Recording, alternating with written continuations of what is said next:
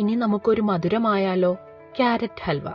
ഇതിനായി കടായി അടുപ്പിൽ വെച്ച് അതിലേക്ക് 1 ടേബിൾ സ്പൂൺ നെയ്യ് ആഡ് ചെയ്ത് കൊടുക്കാം. ഇനി ഇതിലേക്ക് 4 കപ്പ് ഗ്രേറ്റഡ് ക്യാരറ്റ് ആഡ് ചെയ്യാം. ക്യാരറ്റ് ഹൽവയ്ക്ക് റെഡ് ക്യാരറ്റ് ആണ് ഏറ്റവും നല്ലത്. ഇനി ഇത് 5 മിനിറ്റ് നേരം വഴറ്റി കൊടുക്കാം. അതിനുശേഷം ഇതിലേക്ക് 1/4 കപ്പ് ഷുഗർ ആഡ് ചെയ്യാം. ഷുഗറും ക്യാരറ്റും നന്നായി മിക്സ് ആവണം. അല്പനേരം വഴറ്റി കൊടുക്കണം.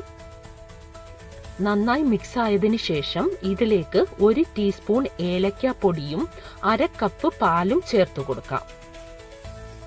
ചെറു തീയിൽ വെച്ച് പാല് വറ്റിച്ചെടുക്കണം.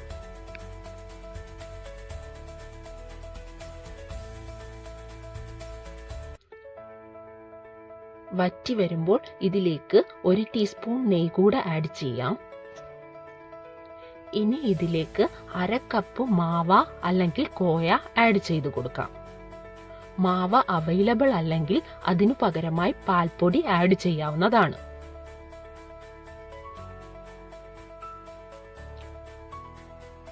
ഇനി ഇതിലേക്ക് നമുക്ക് ഡ്രൈ ഫ്രൂട്ട്സ് ആഡ് ചെയ്യാം.